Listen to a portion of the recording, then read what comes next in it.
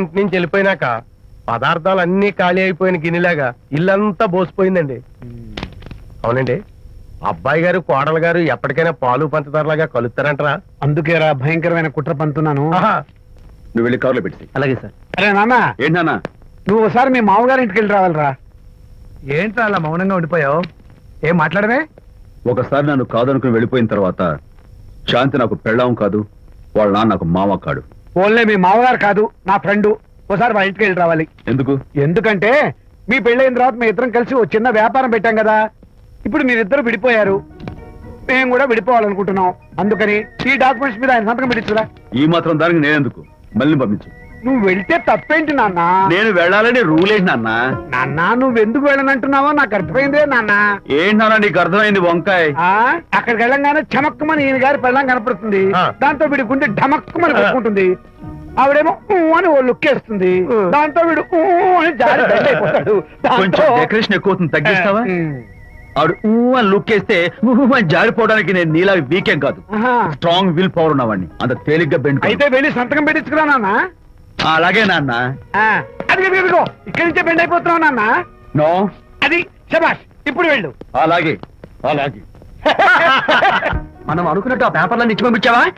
సర్లే, అవి డాక్యుమెంట్లు కాదు, విడాకుల పత్రాలు. అమ్మాయి బెదిరిపోయేట్టు నేను చేస్తాను గానీ చెప్పావు కదరా, నేను చూసుకుంటా. నువ్వు పెట్టాయి.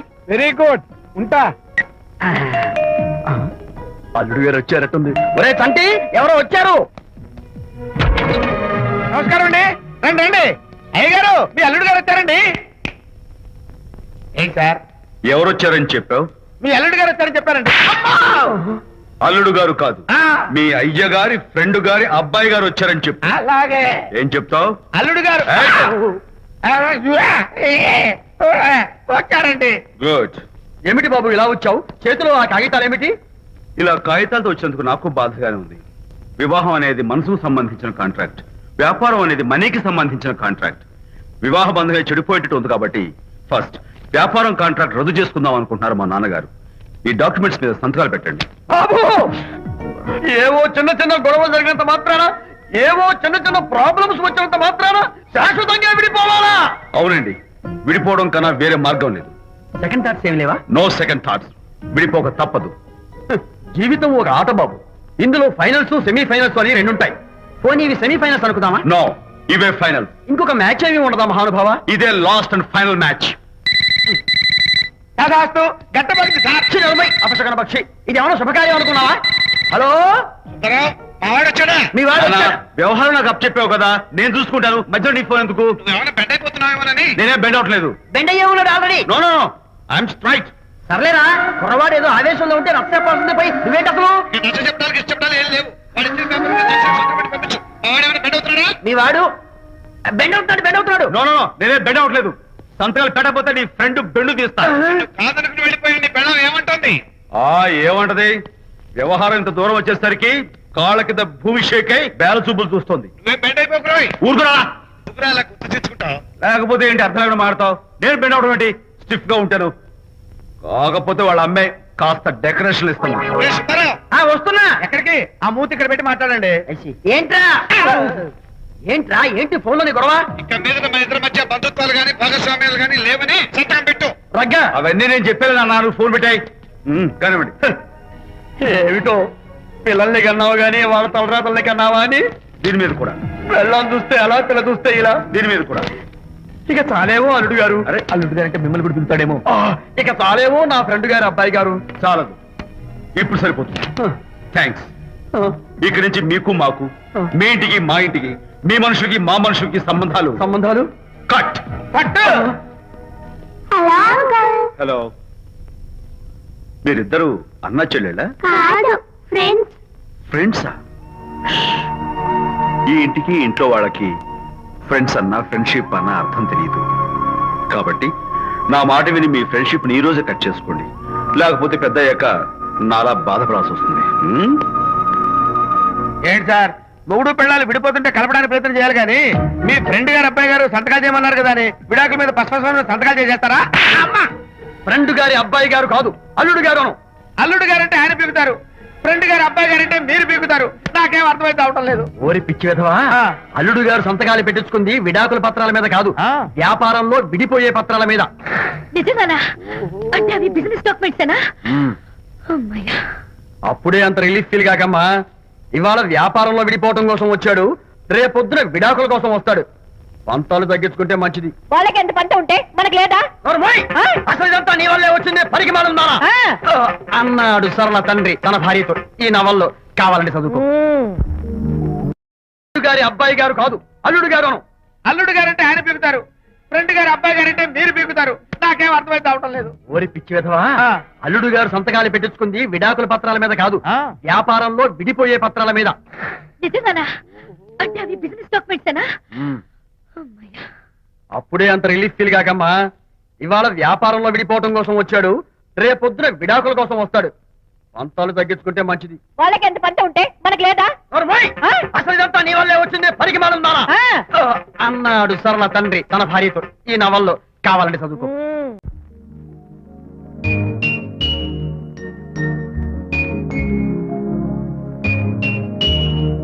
అమ్మా, ఆ బొమ్మ చూస్తుంటే నీ బాధ ఏమిటో నాకు అర్థమైంది తల్లి. నీకు సీమంతం జరిపించలేదనేగా, నీకు సీమంతం జరిపించడానికి పైసా కూడా లేని దరిద్రుడి క్షమిస్తమ్మా.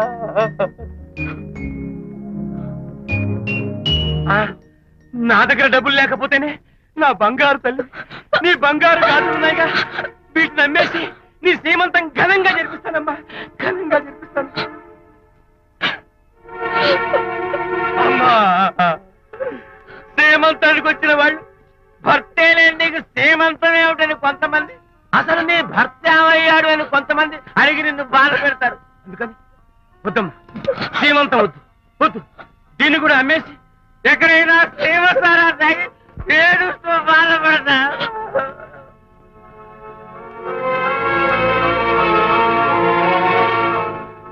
అనిత అంటే మీరే కదా? అవును. మీరు ఆర్టిస్ట్ కదా? అవును. మీరెవరు? మేము కస్తూరిబా మహిళా మండలి నుంచి వచ్చాం. తోడు లేని ఆడవాళ్ళకి, పండగలకి, పబ్బాలకి, నోములకి, సీమంతాలకి ఆత్మ బంధువులమై అన్ని మేమే దగ్గరుండి జరిపిస్తాం. మీకు సీమంతం జరిపించడానికి వచ్చాం. Thank you.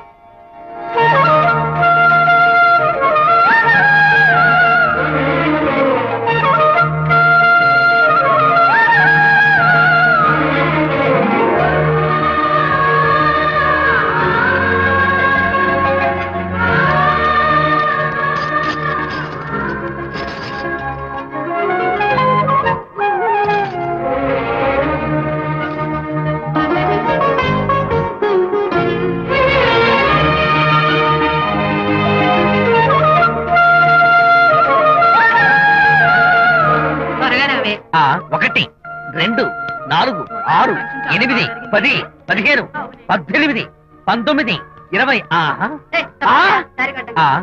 అనిత, ఏమిటి డెకరేషన్ అంతా? విజయ్, ఇవాళ నాకెంత సంతోషంగా ఉందో తెలుసా? జరగదనుకున్న సీమంతో ఎవరో మహిళా మండలి వాళ్ళు వచ్చి జరిపించారు. గ్రేట్. ఆ తర్వాత చెప్తాను, ముందు ఆశీర్వదించు. Sure sure. God bless you. మరి గంధం? నేను వస్తాను. Thank you. మంగళహారతి ఇచ్చి పాట కూడా పాడనా? జస్ట్ మినిట్, చేయడానికి వస్తాను.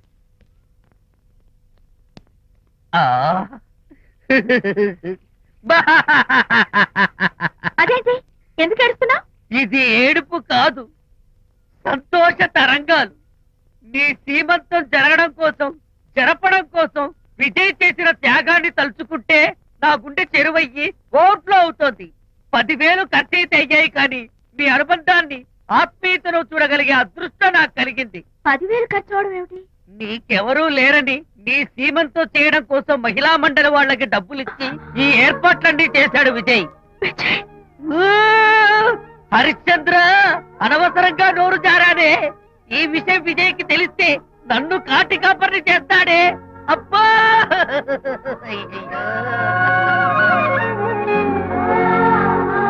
అనిత,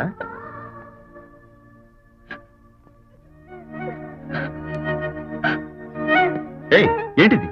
విజయ్, నీకు చేతులెత్తి దండం పెట్టాను. నీ ఒళ్ళో పడుకుని ఏడవాలు. నాకేమర్థం కావడం లేదు. అనిత, ఏమైంది నీకు? చిన్నప్పుడే మా అమ్మ చచ్చిపోయింది. అమ్మ ప్రేమ ఎలా ఉంటుందో కూడా నాకు తెలీదు. అమ్మ మనసుతో ఆలోచించి